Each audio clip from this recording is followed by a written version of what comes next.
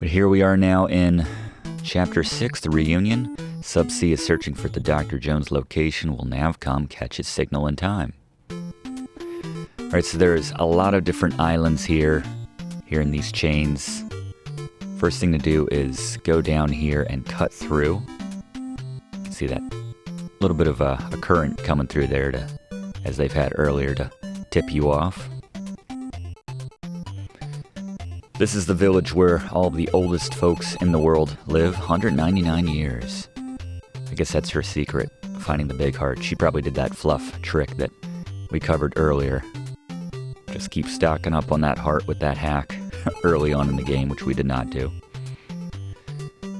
Third oldest at 177. Wait, the second oldest was 128. That doesn't add up.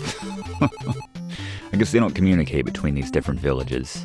And I think if we talk to this one, 188, yeah, we've already met the second oldest. You must have bananas in your ears. The ultimate insult here in StarTropics. Well, anyway, yeah, we should go back to Miracle, or whatever town that was, and tell that woman that she's full of it.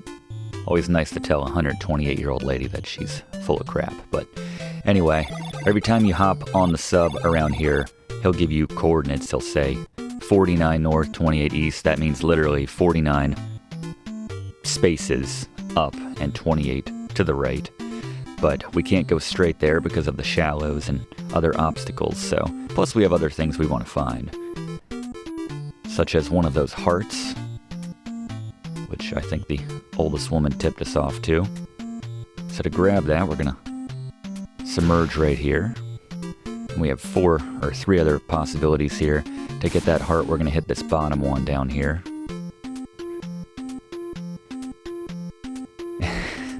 Love just a staircase going down in the middle of a field of grass. Oh wait, this isn't a heart, it's just a random apple.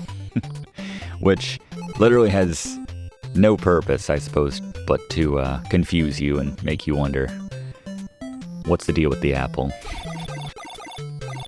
Why didn't it at least give us our health back? Don't worry, there is still a proper heart piece waiting for us nearby. We're going to head through the right now. And then if we go down here, perhaps this staircase, which is just sitting here in the middle of a field. There we go. Alright. Looking good, up to 11 hearts at this point.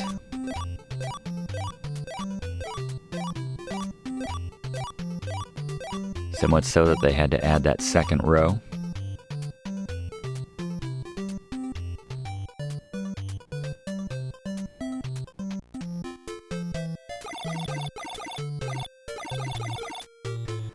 We're getting warmer-ish. So we're going to head to the right.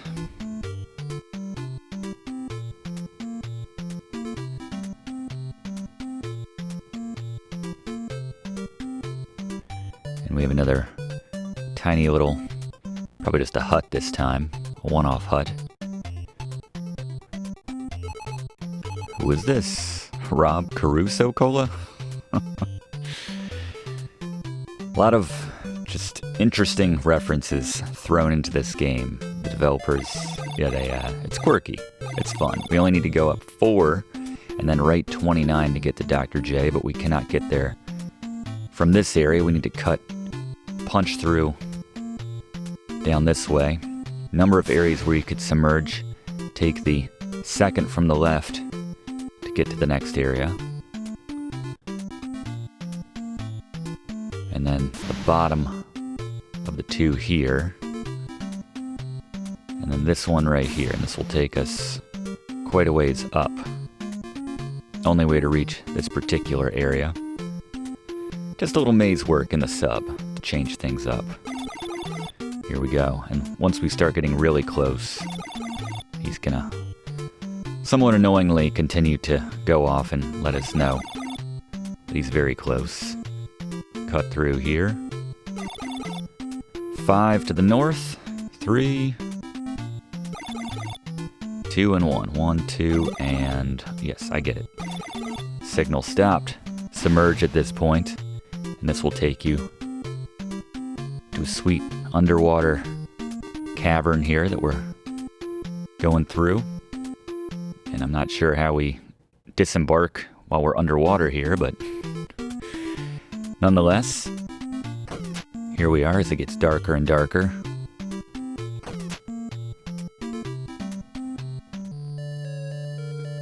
Interesting. Right now in the underwater temple here, getting very close to Dr. J. But not before we have another dungeon, of course.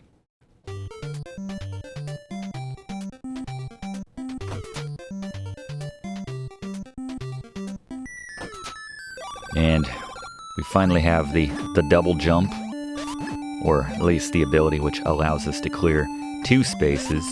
This is not a permanent thing, I say. We had it for 1 screen. Just take out this mummy and then give yourself some room. The red ones have a bit more HP in the tank, so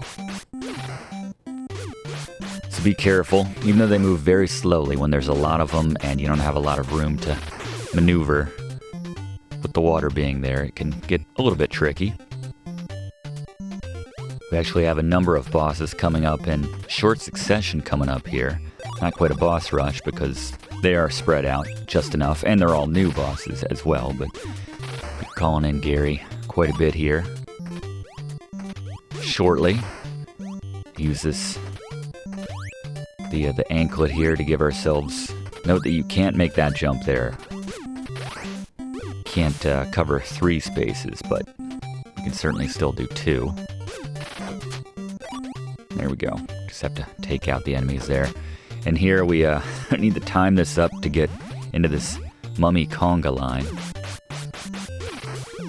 And just take out as many as you can before you need to move on. You can see the the distance closing here. I don't think we could have stared all of them down. Grab ourselves a couple hearts if you need them.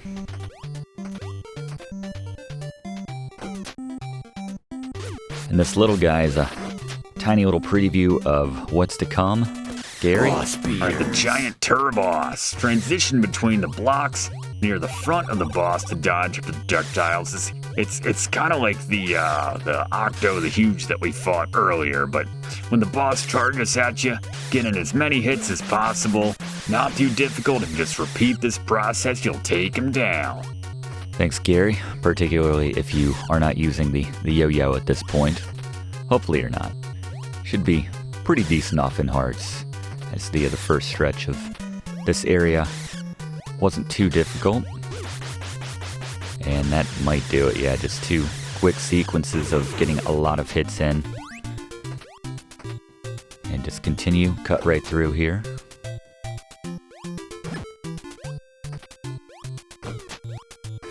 That was just the midway boss for this section, actually. Still have 1 more before we even leave this area, as we get closer to finding our uncle, Dr. J. It's the obvious cut through right here, the shadow on the left. And once again you can see, oh, well, there wasn't a shadow on this side of the wall, but they let you see as you cut through. And now we have this, so we can actually jump down from the top, knowing that that's a 2 gap space. And actually, I should have come in here first to open up that bottom area, but so now we'll grab this once again. And if you want to turn on the lights to open up these chests, this will create so we can bridge that gap. Now there's some hearts if you need them. And then a baseball, I believe, in this chest right here, our first baseball. Maybe the only baseball. Again, I guess they figured they could only put in our first instance of this as well, and this is a great time to use it. Pretty awesome, the cleats. Didn't know that that's how cleats operated. Effective nonetheless on weak enemies. Another item, which is cool in theory, but we will not be getting a lot of use out of. Makes you wonder why they put so many into the game when, yeah, a lot of these items really just appear in 1 or 2 chapters at most. Guess we had the bolas maybe in 2 chapters, but that was about it. Or maybe it was just because chapter 3 went so long, I don't know. Hold on to those baseballs, by the way, we'll need those for the next boss. Go to the top to get our anklet to cover this ground here.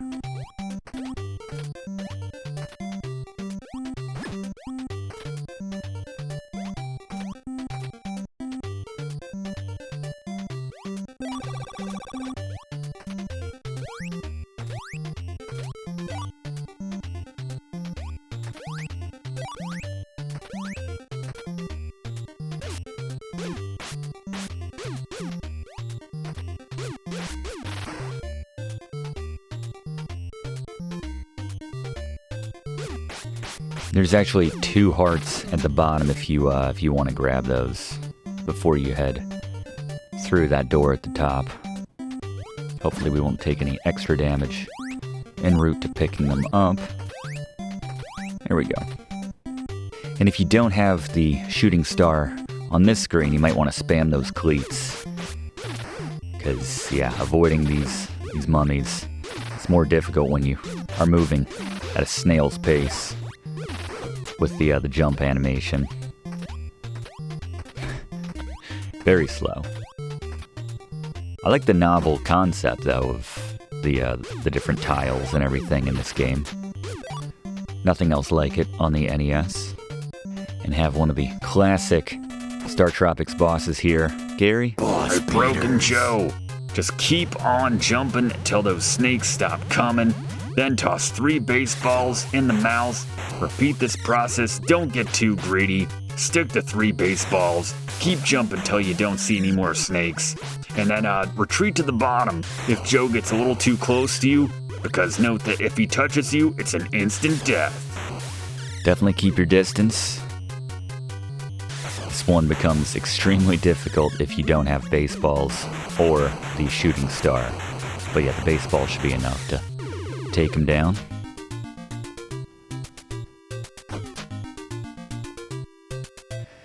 Exit here to get back into the ruins.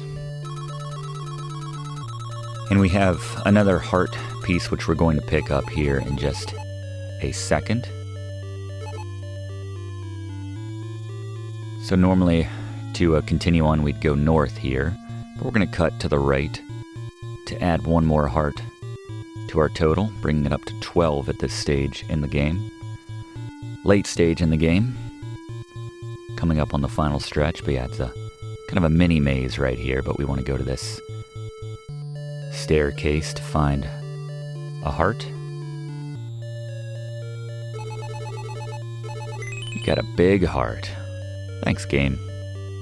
And now while we work our way back, let's bring in Fluff for another Fluff fact about StarTropics. There's a hack involving the heart you just picked up, Professor. To exploit it, after you pick up the heart, go to the next area and lose all your lives. Upon continuing, return to the heart, and miraculously you'll find that it's reappeared. You can add to your heart total this way as many times as you want, losing all your lives, continuing and returning until you have max hearts. Good call, Fluff. Thank you very much. We will not be relying on that, trying to keep our no-death run intact. Also, that is a fun hack, but I'd like to point out we're about to have max hearts in probably about 20 minutes if you can hold out, so we're getting pretty close to the end here, so they'll top us off, but anyway. It looks like a meteor that fell down here, with 3 holes missing and something we cannot decipher yet. Maybe Dr. J can help. Hopefully he's both still alive and around here, in that order. Actually, the order doesn't really matter, but cut through to the right at the start to open this door. This is actually the way we're going. The other way is a dead end. If you need any hearts at this point, grab them there. You probably shouldn't, considering you just got that big heart, but mind the giant knives coming out of the ground. Just as painful as the giant stakes, for what it's worth. This is a fun weapon, which Blaze talked about a long time ago, where we can fire it with B and then hit it again to split it. We want to hold on to a number of these when possible, because we'll use them on the next upcoming boss, but yeah, to Fluff's point, I have to say I once the Super Nintendo came out, my attention pretty much fully turned to that. So, yeah, after 1992 or whenever we got our Super Nintendo, wasn't really paying attention to a lot of NES games at that point, so that's why I didn't play Zoda's Revenge until much later in life, actually. I think when I was in my 20s at that point, so. These cloud-like enemies are like the bubbles, the skull-like, fiery type dealies in the Legend of Zelda series, which, if they hit you, you lose the ability to use your weapon, your yo-yo. Link, it was his sword. For us, it's our yo-yo. For about 5 seconds or so just keep that in mind. You hug the wall here, cut through. You cannot make that jump on that left side. And then there is a pit right there. Let's see, we have some treasures we can hit the pressure switches for to unlock these chests here.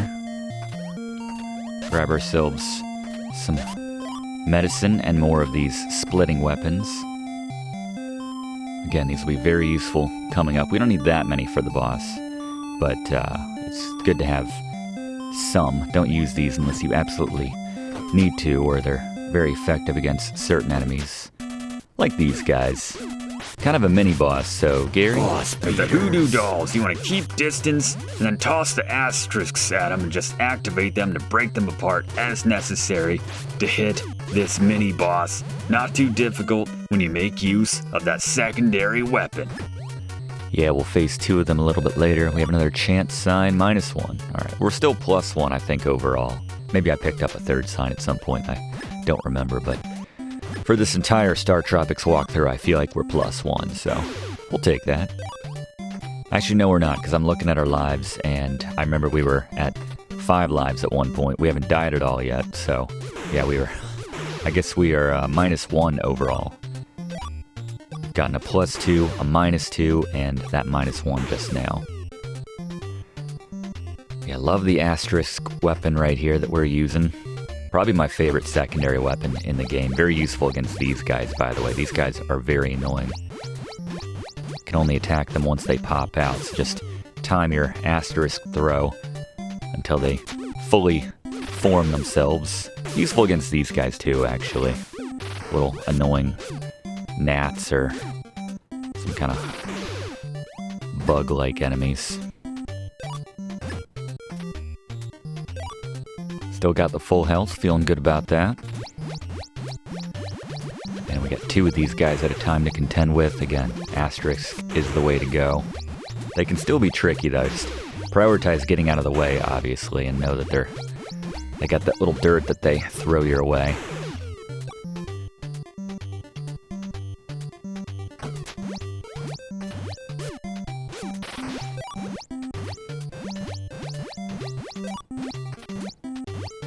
More knives coming out of the ground. Very pleasing sound associated with those guys. We're actually going to be pretty well off on these asterisks as we move forward, so if you do want to dip into them for different enemies. Actually, we can pick up some more if we cut through here. Grab another 20 right there.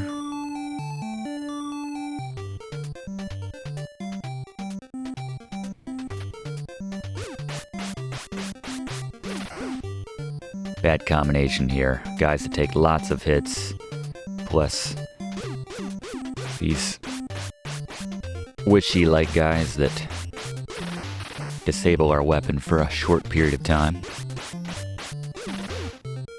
Certainly pulled from The Legend of Zelda. Here we're cutting through the wall once again.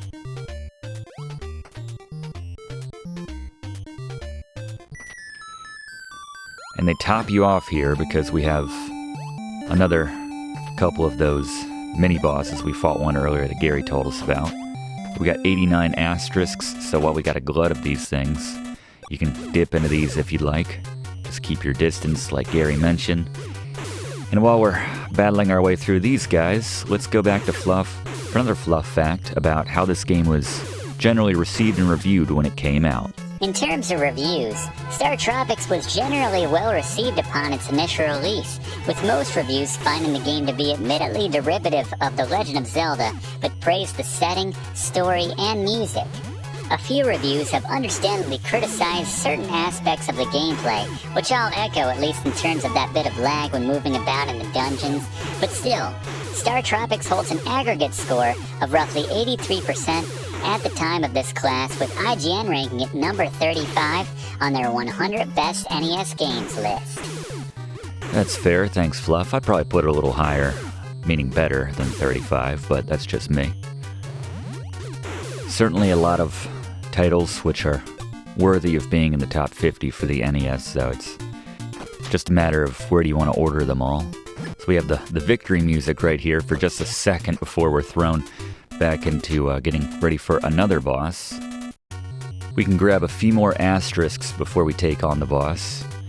You cut through the wall here, and jump right there to get that switch. If you need some hearts, grab those as well. We were getting 20 at a time earlier, now we only got 10 from that particular chest, but this should be enough to take him down. Speaking of taking him down, let's bring in Gary. At the Statues of Twin Sumocho. Stay in the middle and toss the asterisks and break them at just the right time to hit both heads simultaneously. You can jump left or right to avoid their shots, but yeah, make sure you wait until you're in the middle to toss those to get the most use out of them and to hit them both. Thank you, Gary. Definitely the way to do it. You should have a decent backstock by now. If you don't, there's a pressure switch on the far right, which will trigger some more to appear once you hit the switch. Keep saying it. There's switches to reveal pressure switches. Let me show you these right here. And then if you do the one on the left, you get 2 hearts actually. So you can go through with full hearts to this point in the game, as we're coming up on the final section and Dr. J just around the corner. Alright, the final stretch of the StarTropics walkthrough here on Video Games 101. I should note that we have 12 hearts at this point. There's no more big hearts to collect, but they will just spot you 2 extra hearts when we head into the final dungeon. And then I think on top of that we'll get topped off at the very end. But so don't worry if you're thinking, hey, how can this be the end and we still only have 12 hearts. That'll be taken care of in just a moment. The only thing we need to do right here is navigate through the ruins here to find Mr. Littman from Seinfeld. Oh, I'm sorry, Dr. J. He looks very much like our father. I guess we've never met our uncle here, but there you go. Yeah, what's been going on? So he found the rock, decoded the cipher, and learned about an ancient race called the Argonians. And now we need 3 magical cubes. Story's complicated. You just want me to repeat it word for word. It's too weak. He didn't even have a yo-yo. Poor man. So we need to collect the 3 cubes. That is our final objective here. As we get into some of the final dungeons. Thanks, Dr. J. Unc.